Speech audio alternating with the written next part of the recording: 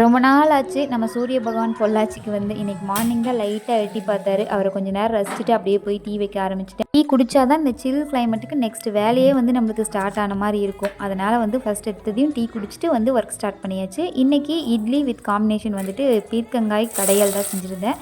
ரொம்ப சூப்பராக வந்துருந்தது. ஒரு பேனில் வந்து 2 ஸ்பூன் அளவுக்கு எண்ணெய் ஊற்றிட்டு கடுகு உளுத்தம்பருப்பு கட் பண்ணி வச்ச வெங்காயம் நல்லா வதங்கினதுக்கப்புறமா தக்காளி கொஞ்சமாக மஞ்சத்தூள் உப்பு எல்லாம் நல்லா வதங்கினதுக்கப்புறமா நம்ம கட் பண்ணி வச்ச பீக்கங்காய் கொஞ்சமாக தண்ணி ஊற்றி நல்லா மசிஞ்சு வெந்து வந்ததுக்கப்புறமா நல்லா ஒரு மத்து வச்சு கடைஞ்சிட்டு கொதிக்க விட்டு இறக்குனா சூப்பராக வந்து கடையல் வந்து ரெடி ஆயிடுச்சு. இதுக்கு வந்து நார்மல் இட்லியும் தொட்டு சாப்பிட்லாம், சாப்பாட்டுக்கும் வச்சு சாப்பிட்லாம், அந்தளவுக்கு டேஸ்ட்டாக இருந்துச்சு.